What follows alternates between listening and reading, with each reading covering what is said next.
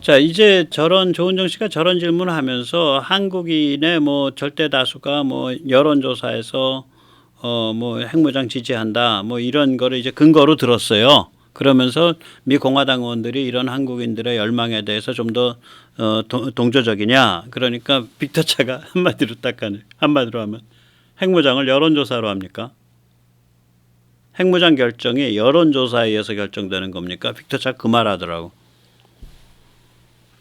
역시 스마트해 이 사람. 제가 이거 전에 좀 너무 몸살려서 뭐 이 사람 근데 생각해 보면 몸살일 수밖에 없죠 전문가인데. Well, it's a good question. I mean, I think maybe there are Trump Republicans that feel that way. I don't see Governor Romney, Senator Romney as a Trump Republican. He represents sort of traditional moderate American Republican foreign policy, and I don't think that group argues for nuclearization of South Korea.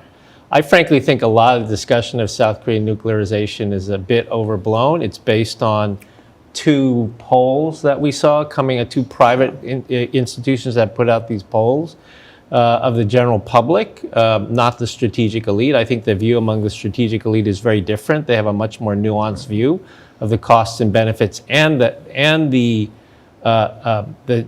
costs and benefits and the obstacles to South Korea feeling its own nuclear force, because there's a lot that goes into that. So I don't think that his question was suggesting or reflecting a view in the Republican Party that they are somehow more in favor of South Korean nuclearization than the Democrats. 예, 롬니가 뭐 한국 핵무장해야 된다 그런 얘기 한 적 없어요. 뭐라 그랬냐면 북에 핵이 있기 때문에 내가 지금 한국에서 산다 그러면 굉장히 불안해할 것 같다. 그러면 그거에 대한 대응은 뭐 미국의 핵잠수함이 자주 간다든지 미국의 BOCB가 자주 온다든지 한미 간의 MD를 강화한다든지 한미 MD에 일본 MD까지 합쳐서 강화한다든지 한국의 굉장히 살벌한 미사일들 예를 들어서 함정 깨는 미사일 특히 이를 북한이 도발하면요. 뒤에 중국이 저게 단추 놓는 거기 때문에 중국을 겨냥한 살벌한 미사일들을 잔뜩 갖춘다든지 여러 가지가 많아요. 해야 될 일이. 그래서 결국 이제 빅터 차가 굉장히 쿨하게 얘기한 거죠. 야, 핵무장이 여론조사로 결정하는 거냐? 핵무장이 여론조사로 결정하는 거냐? 당신 지금 뭔 소리야? 하고 한마디 저는 꾸짖은 거라고 해석이 됩니다. 네. 옆에서 이제 이야기를 듣고 사일러가 더 쿨하게 대답을 해요. 이 시드니 사일러 양반 대단한 거예요. 딱 끼어들어서 뭐라 그러냐면 한국이 핵을 아무리 많이 갖춰봐야 한미동맹 아래서 미국이 한국한테 제공할 수 있는 핵우산을 못 따라와. 그 양이나 질이. 그러니까 한미 핵동맹이 한미동맹 깨고서 한국 스스로 자기 꼴방에서 핵 갖추는 것보다 훨씬 나은 거야. 그 소리를 해요. 시드니 사일러가 바로. I think from my perspective today when we look at deterrence, there is no level of South Korean nuclear armament that could begin to match the deterrence that North Korea faces in the U.S. Extended deterrence commitment to the Republic of Korea and its mutual defense commitments to the Republic of Korea and all elements of our alliance that make us, we're in this game together, we're in this boat together. As long as the alliance remains solid, and of course that means whoever's occupying the White House is committed to alliances in the first place. As long as the alliance remains solid and the U.S. remains committed to non-proliferation principles, then I don't see this as a viable possibility. That said, never say never. And that's why we need to continue to consult and continue to demonstrate to the Republic of Korea that the U.S. is a reliable ally. 오늘 저의 입장을 말씀드릴게요. 저는 핵무장을 하면은 한미동맹이 사실상 깨진다고 보고 있어요. 그러니까 핵무장도 하고 한미동맹도 같이 가져간다. 미국이 그럴 수가 없죠. 왜냐? 한미동맹은 양자 간의 상호 방위 조약인데 핵을 가진 한국은 중국의 넘버원 타겟이 되거든.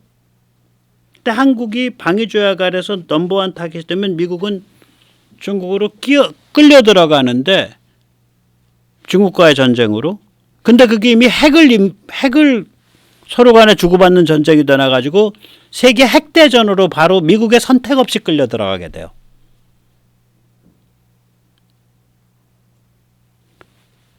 세계 제3차 핵대전으로 한미동맹 때문에 그냥 끌려 들어가게 된다고. 그래서 한국의 자체 핵을 가지는 것에 대해서 미국이 동맹관계랑 병립시킬 수가 없는 거예요. 그래서 신원식 씨도 이제 그 소리는 쑥 들어갔는데 제가 신원식 씨 옛날에 엄청 비판한 이유가 홍준표 따까리가 한다고 홍준표한테 비유 맞춰준다고 자체 핵무장 주장했잖아. 그 위험한 주장을. 이제 철 좀 들었나 모르겠다. 이제 국방장관 됐으니까 철 좀 들고 사세요. 예, 신장관 후보님. 예, 신장관님.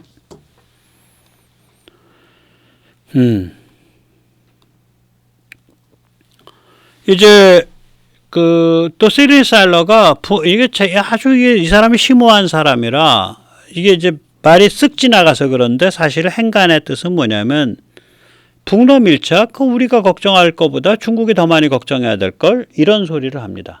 예, 한번 직접 들어보십시오. Absolutely, we need to be concerned about that. When you reflect upon what turned the Soviet Union from its commitment to the DPRK to the Republic of Korea in the early 1990s, it was because at that time the Soviet Union, later Russia, saw more value in the relationship with South Korea than North Korea.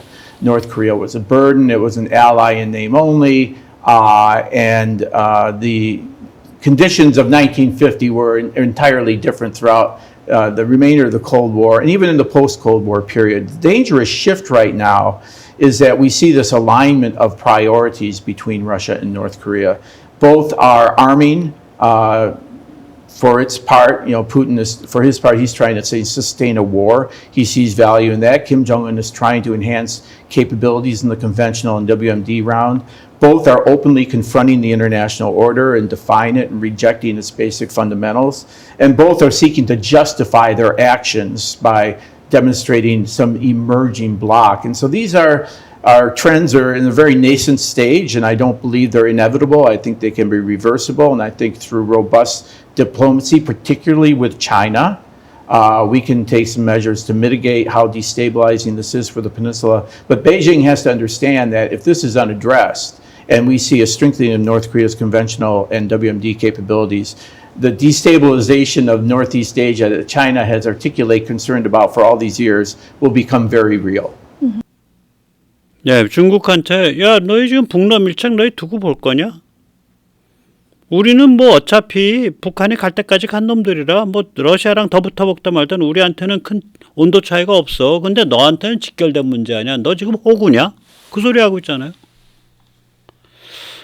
그걸 이제 워낙에 점잖은 동네 외교 쪽, 정보 쪽에서 있던 사람이라 저 백모같이 이렇게 좀 싸납게 표현 안 할 뿐이죠. 예.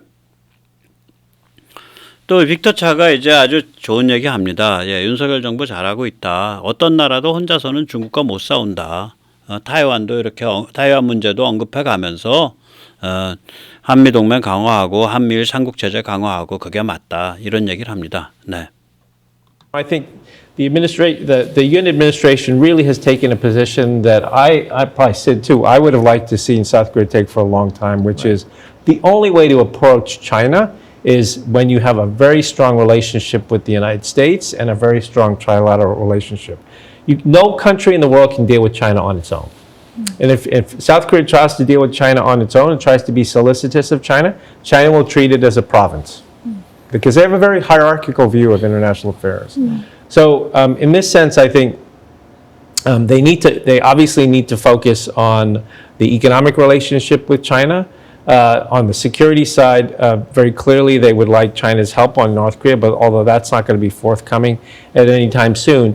To me, the really tricky part for the Yoon government is how they manage Taiwan policy, because the Yoon government has said much more on Taiwan than any previous South Korean government. I think it's the right thing to say, because there's a lot of concern about two contingencies at the same time, right? A Taiwan contingency, a North Korea contingency. These were all things that seemed very remote, very hypothetical, but I think the war in Europe has caused everybody to think that these things, we can't think of these things as remote. They are possible and we need to plan for them.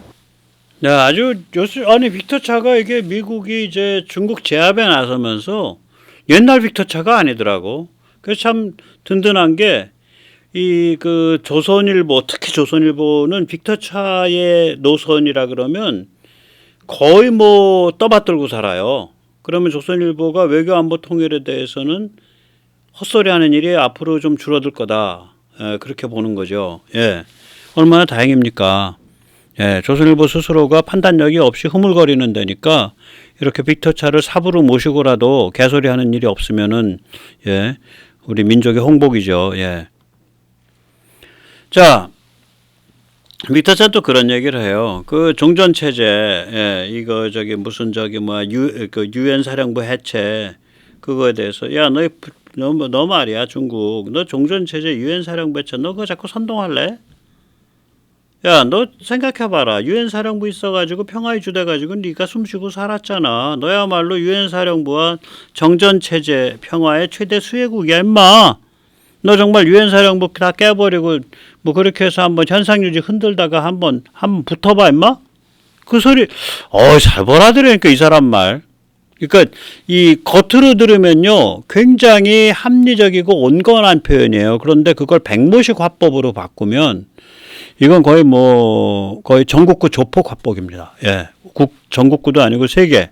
예. Great question, and without leveraging any accusations, it's not surprising that these are long-standing DPRK rhetorical demands challenging the legitimacy of U.S. force presence under the UN flag, misuse of the UN flag for an illegitimate occupation of the South, and perpetuation of inter-Korean tensions. And that just doesn't really withstand the scrutiny of reality. The United Nations Command itself is crucial in terms of bringing in the multinational effort to defense of the Republic of Korea, both in armistice and, heaven forbid, in a time of conflict.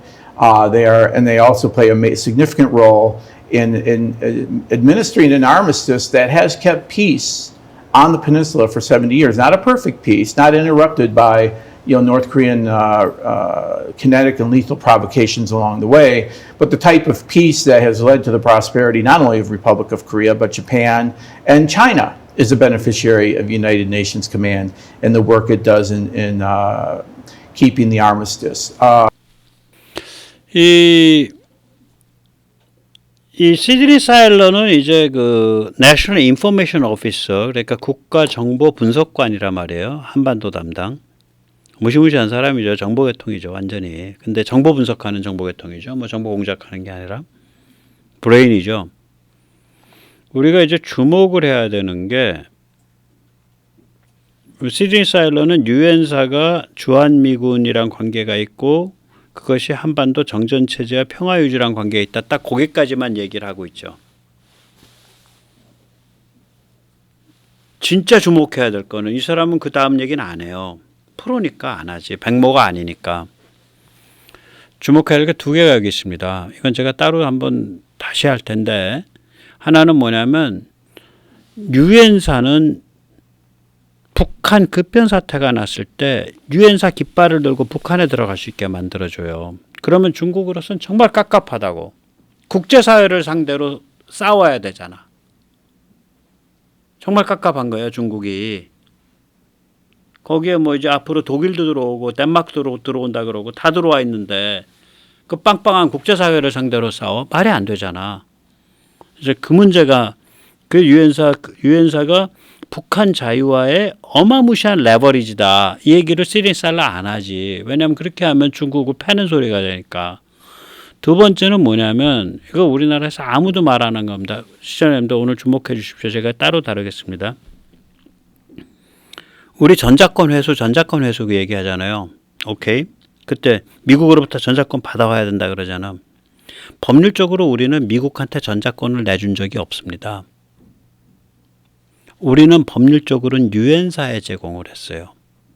전자권을. 1950년대 말쯤에. 1950년 말쯤에. 우리는 미국한테 전자권을 준 적이 없어요. 미군한테. 유엔사에 전자권을 줬어요. 그럼 지금 중국을 상대로 해야 되는데 우리가 전자권 다 갖고 와서 독박 써야 되냐고. 우리한텐 국지 도발에 대한 응징 권한이 필요한 거지 전자권이 필요한 게 아니에요. 중국이 민주화될 때까진. 북한이 자유화될 때까진. 제가 그 문제는 다시 한번 짚겠습니다. 전자권을 미국한테 우리가 제공했냐? 그런 적 없어요. 우리는 유엔사에 전자권을 넘겼습니다. 우리 그걸 염두에 둬야 됩니다. 네. 자, 또 일부러 멍청한 질문을 한 건지 진짜 멍청해서 멍청한 질문을 한 건지 모르겠어요. 이제 이제 조은정 씨가 또 그런 질문해요. 시카고 카운슬의 여론조사에 의하면 북한 침공 시 미국 개입에 반대하는 여론이 49%입니다. 고립주의가 득세하면 한미동맹이 유지될까요?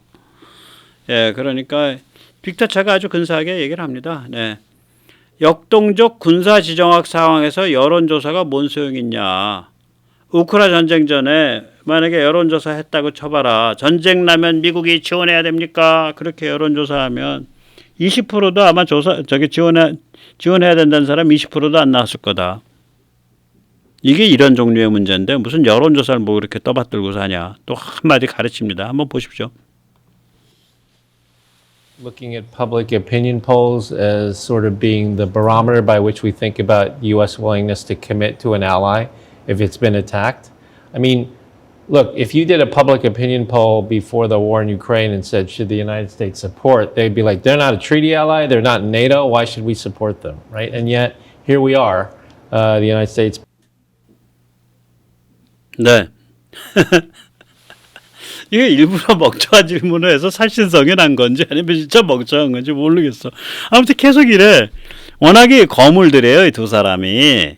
네, 그래서 제가 이렇게 공을 들여서 설명을 해드리는 겁니다. 또 이 질문에 대해서 사일러가 똑같이 끼어들어서 이런 답을 해요. 앞으로 그러니까 뭐 트럼프 같은 고립주의 성향의 대통령 들어오면 한미동맹 위협받는 거 아니냐 여기에 대해서 예, 사일러가 뭐라 그러냐. 예, 아주 그냥 쿨하게 얘기합니다.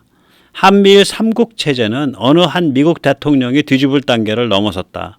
말 좋죠? 예, 한번 직접 들어보세요. I like to believe, I like to look at bigger trends and more underlying principles in terms of why the three leaders decided to come together at Camp David and take the commitment to institutionalize and strengthening the trilateral relationship over time. And those principles are shared values, are shared threats that we're seeking to counter, our shared interest in on many global issues. Those will not change, depending on who's in the Youngstown presidential office or who's in the White House. And so my confidence in that, and I have had the fortune of being through in important senior positions during many power changes on the U.S. side as well as the ROK side.